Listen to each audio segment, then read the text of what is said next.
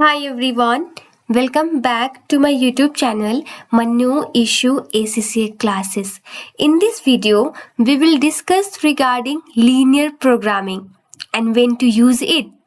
So in previous video, we have discussed the single limiting factor, but in today video, we will discuss multiple limiting factor and how to solve that using the linear programming. So if you are watching my video for the first time, do not forget to subscribe my channel and share it among your friends. In case you have missed out my previous video, you can access it from the playlist available on my YouTube channel. So let's move into the today topic, linear programming. But before moving into that, let's talk about multiple limiting factor. As I told in my previous video, we have discussed regarding the single limiting factor and how to deal with that. So multiple limiting factor occurs when a business faces a multiple constraints. That could be raw materials, labor hour, or machine time, right? So when there is multiple limiting factor present in the business scenario, how to find the optimum plan? So when there is single limiting factor, we have already discussed the approach that need to be adopted in my previous video. But in case of several limiting factor or multiple limiting factor, we can't adopt the same approach as in case of single limiting factor. So what to do then? Then we need to use linear programming to find the solution. In the previous video regarding the single limiting factor, we are simply calculating the contribution per limiting factor, then we are ranking our product, right? And then we are deciding the production plan. But in case of multiple limiting factor, for we use linear programming. So let's understand the basic of the linear programming, as we have already studied this topic during our school time, right? So let's refresh our memories. So linear programming is mathematical modeling technique to arrive at the optimum product mix when limiting factor exists. Here limiting factor also means your constraint or bottleneck. So don't get confused with the word. So in linear programming, what we do is we used to identify the linear equation, and a linear equation in two variables represent a resource constraint or limiting factor in linear programming. Suppose we write a equation ax plus by equal to c. So here x, y are the quantity of the two product, that could be product A and the B. And A and B are the resources used per unit of X and the Y. And C is the total resources available. So we have all these things. So we have developed the equation using this variable and constant that will represented like written like this. Like so, I think you guys are confused more. So let's move to the real life example. Example, you run a vegetable business and need to decide how much kilogram of onions and potatoes to purchase while staying within the constant of your resources. Again, constant means limiting factor. And your budget is 100. So you have £100, and you need to buy a onion as well as potato, and the price of the onion is 20 per kg, whereas for the potato it's 25 per kg. So as I said, you are using the linear programming method. So our equation will be something like this. So we have 20 into x. So x means the number of kg that we can buy the onions, and y be the number of kg we can buy the potatoes. So we have just assumed that we can buy this much quantity, kg of the onions and the potato for £100. So let's represent this in the equation. So that means 20 means your it's a price for the 1 kg, and if we are buying the x kg, so we will multiply and then we will add 25 is the per kg price of the potatoes, and we are buying the y kg, so we will multiply by 25y, and by adding these two it should be equal to 100, right? But there might be like so you don't want to spend 100, or you might spend less than 100. So in that case your equation will be something like this. Let me drag the line.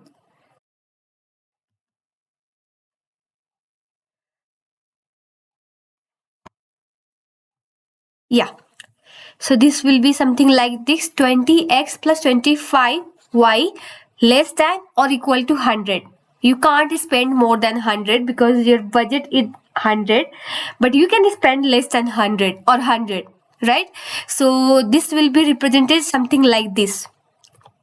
So if it is equal sign, this is the linear equation, and if it is in the form of this sign, then it is a linear inequality. And sorry, I have just put the spelling of the linear is incorrect. A is missing there. So let me correct this first.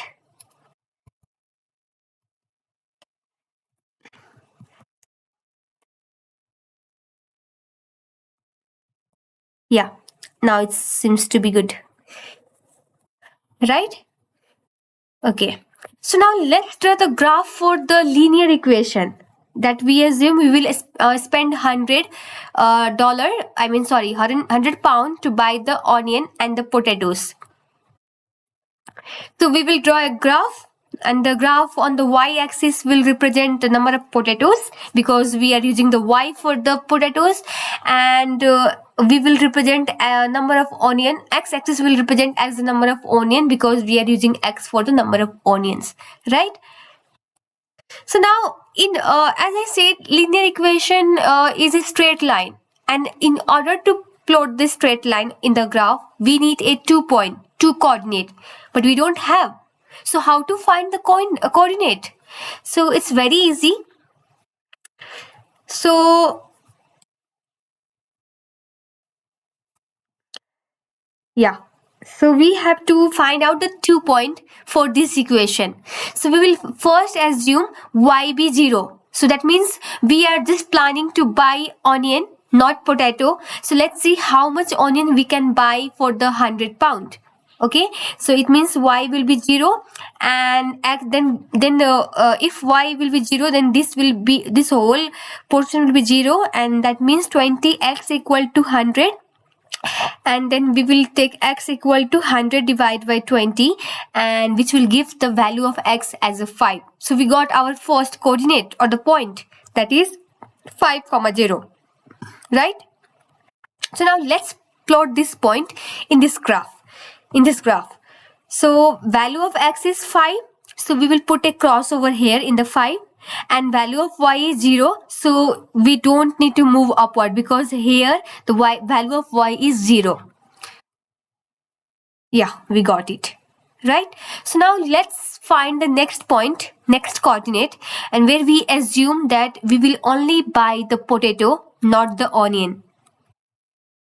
So that means when x equal to 0 means we will not buy the onion, we will only buy the potato. This portion will be 0. So that means 25y equal to 100, and y equal to 100 divided by 25.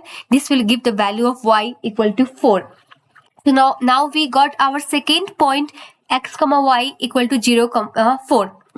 So x is 0 at this point and y is 4, means we have to move upward, and here I have just kept the cross over there at the point, right? So now we have to draw a straight line to join this 2 point. Let's do that. Yeah, here is it is.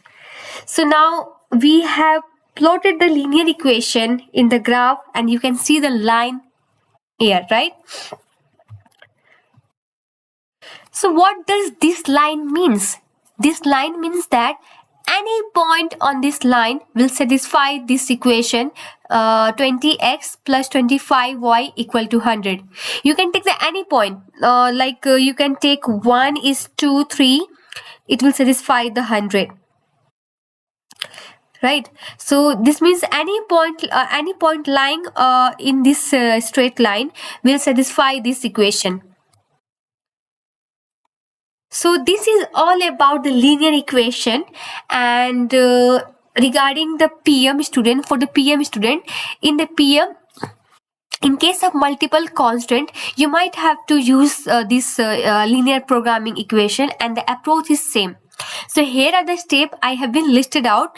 So first step is to define the variables. As we did here, I can show you, just wait, where we have assumed x be the number of kg we can buy the onion, and y be the number of kg we buy the potato. Sorry, x be the number of kg that we can buy the onion, and y be the number of kg we can buy the potato. This is known as the defining the variable. So we are defining the variable here. So next step was,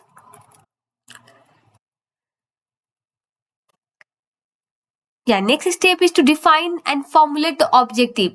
So in our case, I mean for the PM and for the chapter of limiting factor, the main objective is to maximize the contribution. So we will have the formula something like this: C equal to 5. 5 will be the contribution for the product X, and 6 be the contribution for the Y, product Y, and the X and Y will be the number of unit we are producing in respective of those product. So then we have to state the constant that we earlier did for the our 100 pound, how much kg we can buy for the 100 pound of onion and potatoes. That means we are stating the constant in the form of linear equation or in form of linear inequalities. Then we will draw the graph and identify the feasible region. So in our case, the feasible region will be this downward, right? So we have to identify the feasible region. Then we will solve the optimum production plan by drawing the ISO contribution line. So in coming up video, I will explain how to draw a ISO contribution line. So stay tuned from this video. And the last step is to answer the question that has been asked. That's it about the linear programming. So I hope this video is useful and you have got something clear regarding the linear programming. So for more video like this, stay tuned with my channel and don't forget to hit the bell icon and subscribe my channel. Thank you so much. Have a good day.